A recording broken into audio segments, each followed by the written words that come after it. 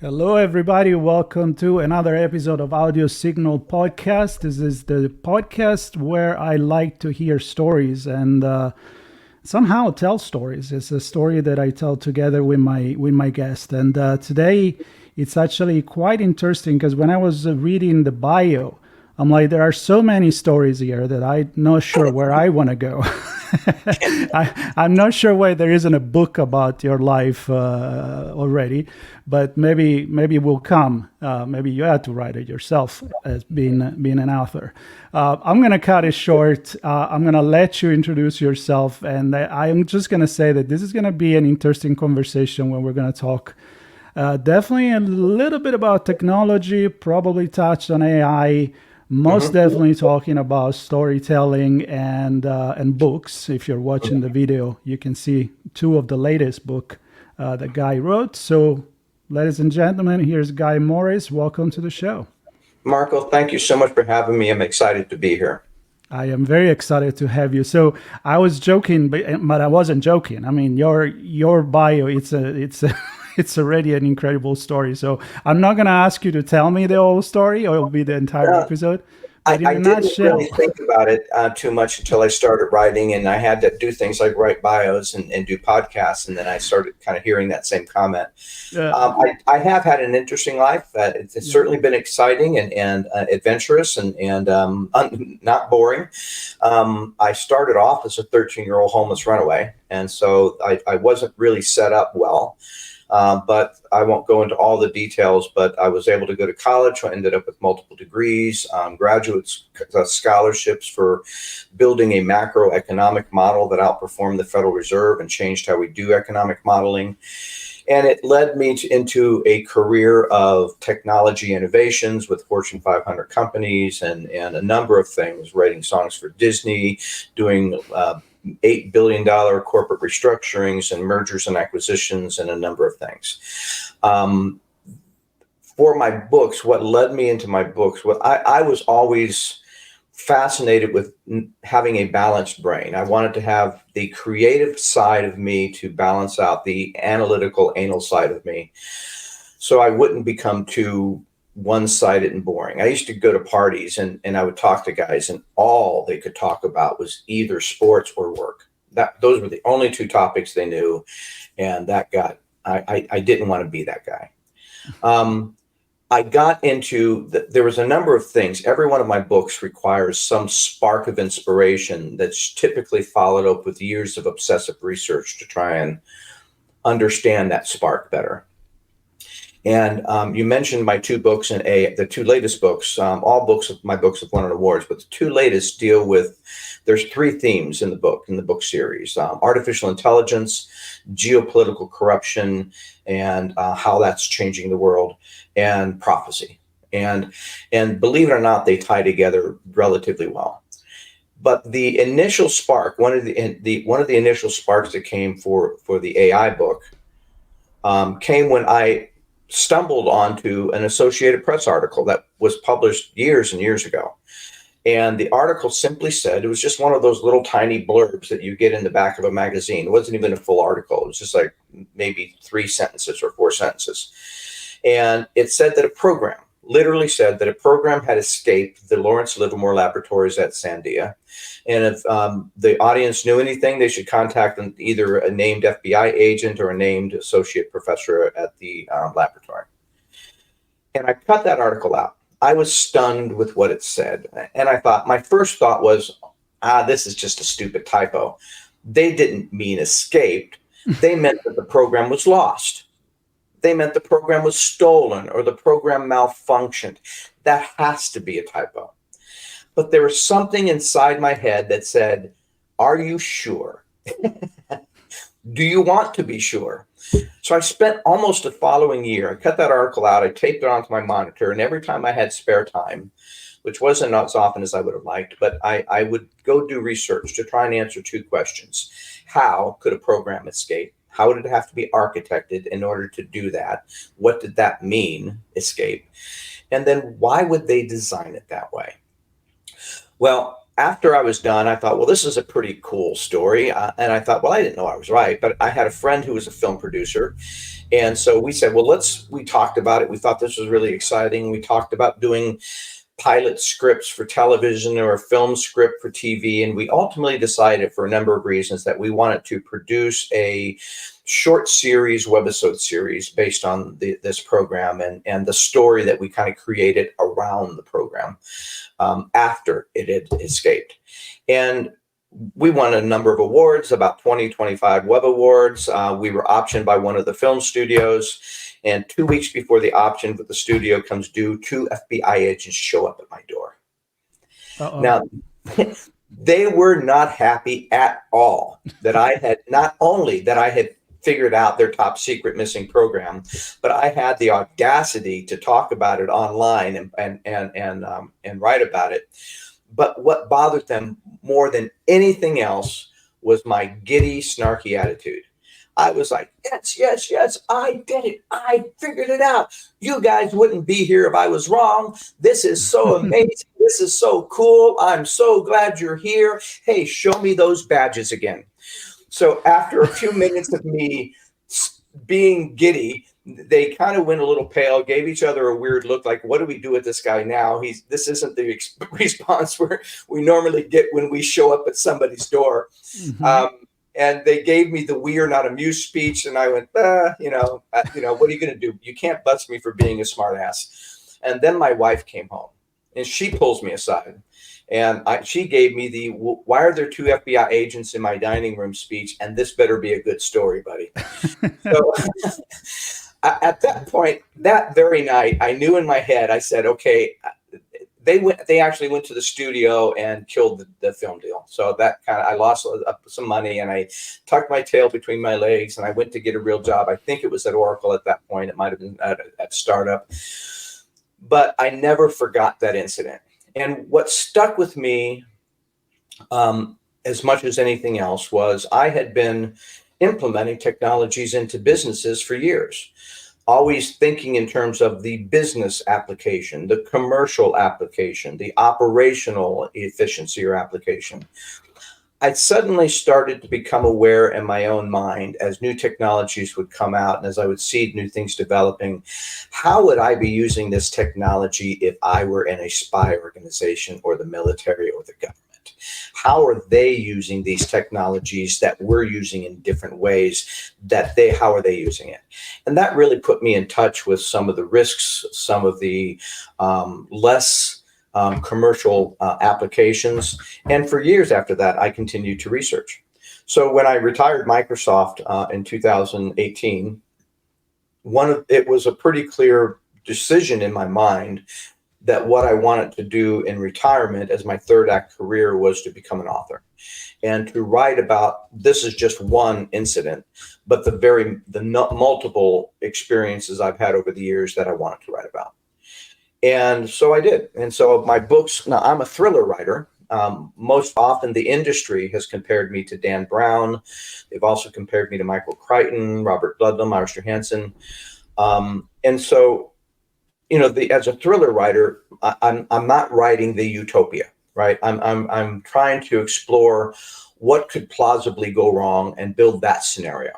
And so my books do a really good job at that, but I'm always projecting 2 or 3, 4 years ahead of the technology so that by the time the book is written, edited, published, and out on the market, it's happening concurrently with some of these things that I know are going to happen. And I get that feedback from my readers all the time. I was reading your book and then I was watching the news, and it's almost like you're a fortune teller.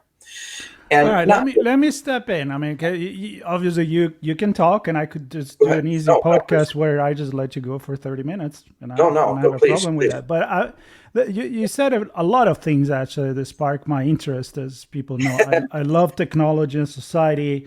My background is sociology of communication, political science. So for me, when you start talking about cyber warfare and all the things that technology can do and is doing, I mean, it's real. A lot of stuff is real. And when you go to write about it, I look at the Asimov or the sci-fi writer of the past. They were also experts, physicists, people that knew what they were talking about. And then Exactly. they get to the point where they're like, okay, now I'm going to switch the creative side of the brain Hmm. and I'm going to go wherever I want to go. Hmm. How do you control that in your process? I mean, do you just go Well, that's a with good it, point. or it's everything carefully planned? Carefully planned. I will Okay. do years of research, So you're a months and plotter. months, to try and come up with the premise, to try and come up with the um, themes, to try and come up with the subplots, and then I will research. Well, what's the reality? Where's the technology really going? How much? The government's always secretive about what they're doing, but there's certain things that you can find out that give you clues and give you an indication, and then you can use your imagination. I tell my readers, I put on my best Q mentality, right? I try to be, James Bond Q. What would Q do? And I use my imagination, and it turns out that people in government have imaginations too, right? So if I was charged with using this technology to spy on my enemies, how would I do it? And so there's a little bit of trying to understand the technology, trying to understand where the lab work is going, trying to read up on where companies are saying they're going to go in another couple of years, to try and understand all of the aspects of the technology, the political environment, the social issues involved, and I have hundreds of documents stored on my research folder. One of the reasons I have a poster behind me is because my desk is just stacked with papers. And I didn't want to look like the mad scientist right off the Hmm. bat. Okay. Um, and so I'll do that. We'll look at that later, maybe. But there's an element there. But then I will try and say, well, ultimately, this has to be a good story. It has to be an entertaining story. It can't be too dystopic, because you don't want people to fall into that trap. You can't be overly, you can't gloss over the real issues either, because people can tell if you're not being authentic. I believe that readers can pick out very quickly those who are authentic in terms of their writing, whether they're making stuff up out of the blue or whether there's actually based on something. And then I will go through a process for sometimes several months, of outlining every chapter, every character. What are the character arcs? What are the characters going to go through? What's the human issue that we have to address? What's the technology issue? Which character is going to own which side of the argument? What are the key technology issues that I'm going to focus on in this book, or the key social issues relative to the technology that I'm going to focus on? And I will spend months just trying to map that out to make sure that I have at least a good beginning, middle, and end, with the right crises at the right points. But then I'll start writing. Now, typically the first draft will take me 6 weeks, 8 weeks once I have that outline, fairly quick. But then I polish. I'm never, ever, ever happy with the first draft. And so, and Stephen King said, first drafts always suck. So then I go back and I try and fill in more research. I said, well, I'm kind of thin on this area right here, or I'm talking about this right here, but I'm not even sure I know what I'm talking about. I need to go do more research, or I need to understand that location better. So I will constantly be writing and researching through the rest of the book. And so, for example, the book that I'm working on right now, I'm just about ready to finish version 11, and I'll probably do another 3 to 5 versions before I give it to my editor. It will deal with some sophisticated issues, such as CERN experiments into creating a black hole in order to prove a fifth dimension. Fifth dimension brings in the issues of consciousness relative to quantum theory. And what does consciousness look like in humans versus consciousness that we could expect in machines? What is the path for machine intelligence to move from its current state to superintelligence, and then to sentient superintelligence? And so I'm dealing with some fairly sophisticated issues. And right now, and also from a social perspective, the push from the World Economic Forum to reset the financial governance model for the world, to be based on digital currencies managed by AI. And they're looking for a major global crisis in order to facilitate the chaos, and in that reset, to basically reset that financial crisis. And so they've already announced parts of it. The IMF announced last year that they're producing a new digital currency called the unicorn. It's actually called the UMU, affectionately called by some the unicorn. They're looking for AI components. Ukraine war might feed into that. The Israeli war might feed into that. And so I'm looking at these elements that are happening in society and how they connect together. But yeah, it's a long process, and Yeah. I would rather. I'm always interested in writing a book that I'm extremely proud of, and that I think will get people to not only open their eyes, but get them to think about some of these real issues in a productive way. And I'm less interested in producing books fast as producing them well. Right. So why you do this long process? It's not like writing a short story like, hey, I have an idea, let me just put it down. Sounds good enough, looks good enough, I'm going to go for it. I mean, you have all these months of research and preparation. Does it ever happen that you get to the point where you're like, with all the research I've done, it kind of make me change my entire idea, or Absolutely. maybe I don't want to go there anymore? Because it's like when you write an article about technology and society, which I do quite a bit. It's a self-reflection, and you're thinking with yourself when you're writing.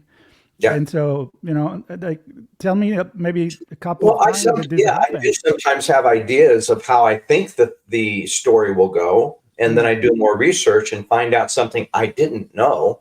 Right. And that takes it into a completely different direction. And that happens almost every book. Is it a moment that you like, or is it a moment that you're like, oh, damn it, now I got to start again? It's a little bit of both. There's the aha, wow, that is so freaking cool. I cannot leave that out. And then you stop and think, oh man, that's weeks worth of work. Why do I make this hard on myself? Why don't I just write the story? Right. Nobody else is going to know.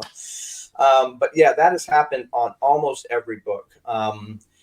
With AI, with the AI book, it's happened when I stumbled onto some of the lethal weapons development that's going on in America and elsewhere. In 2018, there was a treaty called the Laws Treaty. It stands for Lethal Autonomous Weapon Systems. 140 countries signed the Laws Treaty. The United States, China, Russia, Iran, North Korea, and Israel did not, which means that each one of these countries are working on lethal autonomous weapons. Now, a lethal autonomous weapon is a weapon system that can identify you as a target, but then also has the power to pull the trigger. And the Laws Treaty says, now, currently, most of our drones don't do that. There's a human involved in making that kill decision. And that's what we want. We want to have a human accountability for anything that takes life. These lethal weapons, these laws weapons don't do that.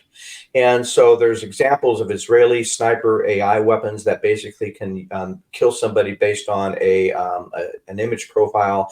There's a drone swarm is based on a drone swarming technology that DARPA is working on right now in the Nevada desert. China's working on some similar systems and robotic systems. And so this is sort of more of the dystopic end of where AI can go. Whenever you're dealing with something that's intentionally designed to take life, that's pretty serious. And I had to change that. I also had to change in my book, The Last Ark. Now, one of the other themes that runs in through the series deals with prophecy. And whenever you say prophecy, there's always a part of everybody's mind that goes, uh-oh, crazy town, right? Crazy town coming. This guy's a kook. He's a religious fanatic. He's kind of crazy. But the way I approached it, now I did study prophecy for a number of years. And in my mind, many of the prophecy teachers were in error based on biases. I heard all kinds of religious biases and political biases and cultural biases. And they try to use prophecy to predict the future rather than interpret the present. something as it occurs. And when they do that, they almost always get it wrong. And then they get this idea of what it means in their head. And when the real events happen, they completely miss it. But I wanted to say there has to be a more objective way to validate. I hear a lot of people say we're living in prophetic times because the world is changing very rapidly, very fast, and not always in a good way. And it's scary. There's a lot of people that are nervous. So I said, well, let's see. I wanted to know if I could figure out a way to either dismiss that idea or confirm it. And I was open to either one. And so I was reading a National Geographic article, and the article was about fish stocks around the world. And when I was with the oil company for a number of years, I was involved in environmental studies and environmental protection and our compliance to the EPA, which I believe in, by the way. And what struck me about this article is that they were saying that in China, the US, every fish stocks, all fishing ground all over the world, the fish stocks are down by 30% or more. And I remembered a prophecy called the Seven Trumpets that in Revelations that said that a flaming rock the allegory was that a flaming rock would fall from the sky and land in the ocean. The attributes or the outcomes, the things that we should be able to understand is that a third of the fish of the sea die, a third of the birds of the air die, a third of the beasts of the land die, and 2/3 of the rivers of the earth are too polluted to drink from. Well, we know that a flaming rock didn't fall from the sky and land in the ocean, but I can show a number of environmental studies around the sixth extinction that confirms that all of those other attributes have already come to pass. So it starts to create the conversation that, well, maybe prophecy is less about how some God is going to come and destroy humanity as much as a warning about how we might be doing that to ourselves. And so I realized that I could actually calculate that. I could take prophecies and I could find their attributes. I could match those attributes to an event in modern times, or could I match that attribute to an event in modern times to get a 100% correlation between the attributes and the event. And then I could calculate the probability of that event to relative known human history and geologic history. Well, as it turns out, some of these things are really, really, really astoundingly rare. Our last extinction in America was 12,000 years ago. The last global extinction, 65 million years ago. And so we realized that we can calculate whether or not we were living in prophetic times. So actually, I built a computer model. I actually designed this. I was with the oil company. I had access to hundreds of millions of years of geologic data. I was able to get access to, tons of environmental studies on species loss and habitat loss and a number of these other things. And I loaded the data into the model and I started running probability analysis and algorithms. And the ultimate cumulative effect of all of these things back then, and that was only with about 20 or 25 of the easiest to document prophecies, I'll just put it that way, was 1.4 trillion to 1 that we were living in prophetic times. Now, at the time, my thought was, well, maybe I did a math error. Maybe I built the model wrong. Maybe I made a mistake. Maybe I did data input. I put in a number and added too many zeros. I said, or if not, this is an astounding number. And it started changing my thinking, not only of technology, but of the world and how to view it. And can you define prophetic time? What do you mean exactly by that? Number of different traditions and faiths, Hindu, Christian, Judaism, Muslim, Hopi, Maya, all of them have prophecies of either a cycle of creation and destruction or a end time cycle of some form that predicts certain types of events. And for most people, they either think that that's totally baloney, fair enough, or they see it in this hyper religious way that only one side wins and the other side loses. It's me against you, us against them kind of mentality, which is also wrong. But they have these prophecies, and a lot of people really believe in them.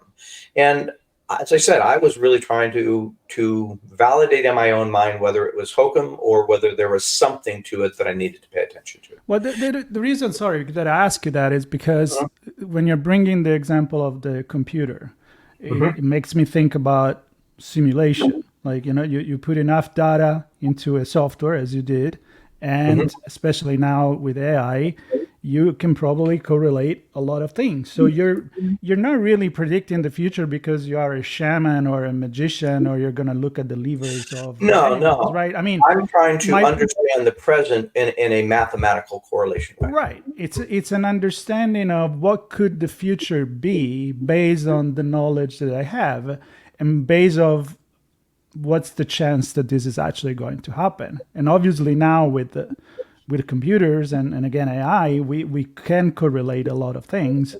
So I think prophecy in reality, what I'm thinking is we're always living in prophetic time, because somebody could have predict where we are now. Possible, except that the statistical anomalies were just way too large for me. So you Even if I was mean off by a factor of 1,000, that was just right? way too big Okay. a number for me to ignore. So And so it's a quantity to bring it to. it's the quantity and the level of, oh my gosh, that's never happened in history, right? We don't have any correlations of that. I'd have to go back, for example, the sixth extinction. I got to go back 65 million years to find a correlation, and that starts to get my attention to say, what's so unique about this time? How are the dynamics of it? Now, I built complex systems models. Right. So my thinking was always, how does one piece of the puzzle connect and interact and change another piece of the model? And so I started thinking in terms of a system model kind of a framework. And so narratively in the stories, I give the AI the ability to decode prophecy, because it also allows me, by giving it to an AI, I can avoid issues of topics of bias and dogma and doctrine and things of that nature, and just focus on the correlations and the probabilities and what does that mean with what's going on right now. Right. And so one of the things that in my second book, that you see, The Last Ark, there's prophecies about a third temple. And so one of the things that I said, well, let me go research that. Let me find out what that means. Let me find out who's thinking about it, who's working on it, what are the progress, what are the things that would need to go into that. The Ark of the Covenant was obviously part of that originally. That's disappeared. We all know from Indiana Jones, the Nazis got it, or but I started researching. And it melts your face. We know that too. Yeah, and I was actually astounded by what I discovered. And so, yes, every time I write a book, I think I have an idea of where it's going to go, and the research always deviates me from that path. I wasn't planning on talking about the CERN experiments into creating a black hole when I started my latest book, but I discovered it. It was so amazing to me. It changed my view of certain things, and I felt like I needed to incorporate it. So, yes, I do. It is an aha moment. It is a pain in the butt. It does make for a lot of work. But for me, I'm always looking for what's the most plausible, authentic, realistic scenario that I can paint around these things that will not only excite people, but really impact them, because it is real, right? Yep. And that's what I'm trying to do. I'm trying to really impact people, not as much as entertain them. So I love that you said that, because as we're getting to the end of this, although we could go for a long time, one of the things that I love to do with my other podcast, and this too, I always at the end say, I hope you have more questions now than when we started, because I want to make people think. And the way you describe your books and all the reflection and research and thinking that goes into it, you have the scientific mind, but also the philosophical view of things, the sociological aspects. So I was just thinking about that, about the reader. It may, if he's open enough, and I think you need to be an open mind person to read that kind of book anyway, you probably do a self-reflection on, maybe your beliefs, maybe your vision of what's going on in the world right now. And so my question for you, I went all the way around, is all this writing, all your technology knowledge and your past and the present of researcher and writer, what's your vision on, what's your prophecy on society and AI? In a nutshell, are you one of those positive Are you negative about the way we're I'm using both. or we will be I'm both. using AI? Here's what I say about AI. AI, and I've seen this. AI is an amazingly powerful, flexible, agile technology that will change the world as we know it. It will bring good things and bad things. Yeah. I first off, I believe that the path to AI and AI superintelligence is already in place. Where there's no stopping it at this point. It's a given, and what's driving that is greed, for the most part. Greed is a way more bigger motivator in this model than the improvement to the human condition. But we will do some things that will improve the human condition. You'll see it mostly in medical advances, pharmaceutical advances, materials and material sciences advances, nanotechnologies, physics, education. There's a number of creativity. There's a number of extremely powerful potential good things that could come out of artificial intelligence. But I tell people that right now, there's roughly $200 billion or more invested in AI. The PricewaterhouseCoopers anticipates that by 2030, AI will add as much as $15 trillion to the global economy, which is more than most nations on the earth. And by also that time frame, the IMF predicts that we will be displacing estimates from anywhere from 300 million to 40 or 50% of the global workforce. Now, that is an extremely powerful displacement. What that's going to do is shift more wealth to the top 1/10 of 1% or 1/10 of 1/10 of 1%. That's going to create incredible social disruptions. It's going to create chaos and havoc with global and national balances and budgets, because you're not taking away the lowest wage earners. You're basically going to be hitting strong core middle class jobs. Management, techniques, legal, medical, administration, sciences, coding, technical sciences. There's going to be a number of broad displacements that are going to happen.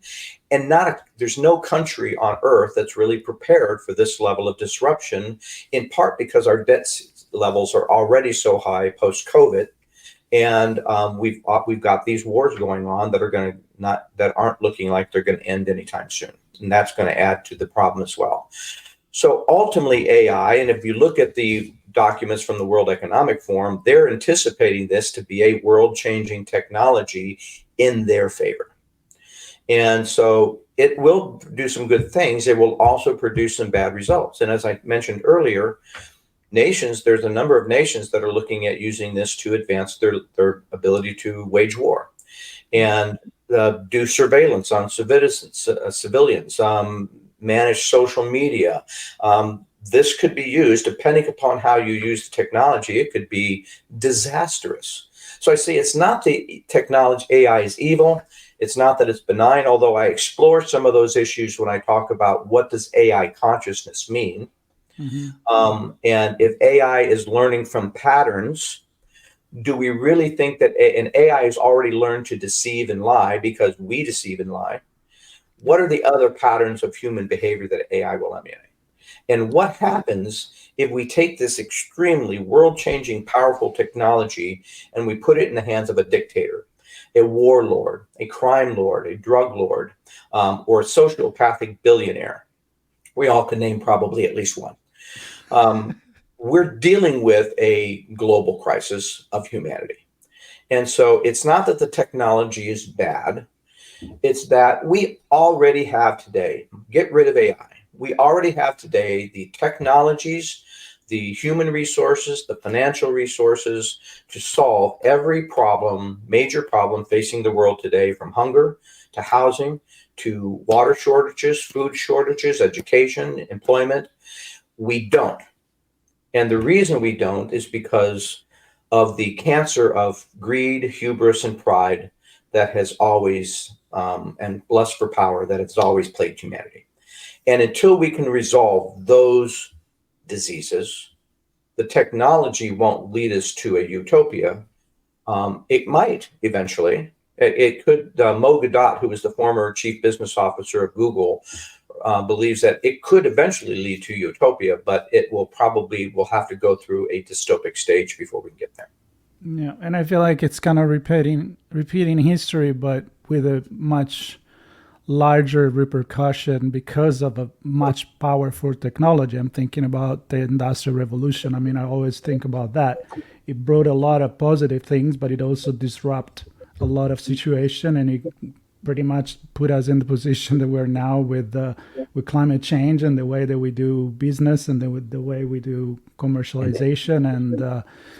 And unfortunately, as you said, you can't just squeeze it out and put a cap on the tube again. But we need to be much more smarter and educated into being more prepared to it. So I would agree. But then I ask, are we in a position to be smarter? I mean, I look at the politics in the United States. We are completely dysfunctional right now. We can't even pass a budget. I try to be positive, but then there is I'm the realist, and I'm trying to say what's the realism of it, and it's hard. And yeah, I can see that. Quote in War and Peace that I actually quote in my next book. No one was prepared for the war everyone knew was coming. Yep. And I believe that we're kind of in that state right now. We're in a state of suspended animation. We want to believe it's going to work out. We want to believe that the powers that be are not going to let this happen to us. But, we saw the tobacco industry snow the entire world for decades that cigarettes didn't cause lung cancer. Mm-hmm. The oil industry tried to snow the world for decades that oil was not the problem of climate change, and they're still working on it, and they've convinced a lot of people. Mm-hmm. For decades, the social media companies said that this is only goodness here. There's no bad side effects to social media. And we're going to be dealing with the same thing with AI, but we don't have decades because AI is moving at such a fast pace that by the end of 2025, we'll have computers that are smarter than most humans on the planet. And I believe that by the end of 2027 or 2030, we'll have a conscious superintelligence. And the fact is, there's not a single person on earth, no executive of an AI company, there's nobody around, there's no preacher, there's nobody that really understands what that's going to mean, because we've never had that experience before where we were not the smartest thing on the planet. And so this is going to test us as a species, as a humanity, as governance, as people of a spiritual value. This is going to put us to the test because it's so unique to what we've ever experienced. Yeah, great. I love that we touched on this as well because it connects with my other podcast. So, like I said, we could keep talking for a long time, especially now that we touch society and technology, which I'm very passionate about it. But I want to thank you. I want to invite everybody to look at the notes on either you're watching the video or you're listening to the audio of the podcast. There'll be linked to your books, your website, and your social media so people can get in touch with you. And I truly enjoy this conversation. I'm one of those geeks that love to talk about this stuff, and I also love to talk about storytelling. And I can see a lot of more stories where this come from because you're passionate about it. And I keep reading Quantum AI Prophecy in the back of your, and I'm like, I wanted to go there, but I'm not going to. Maybe I'll invite you back so we can talk about quantum would love to, and AI together, which kind of like make my brain explode right now. So, my brain's been exploding with research for a couple of years now. So, I'm starting to finally get my head around it. I think it was Stephen Hawking said that if you think you understand quantum computing, you don't understand quantum computing. Understand quantum computing. Yeah, and with that quote and of a great man, we're going to say goodbye, everybody. Be sure to subscribe to the YouTube channel and to listen to all the other podcast episodes that I have. And hopefully you'll love this one as much as I love talking with Guy. So thank you so much. Thank you so much. Bye, everybody.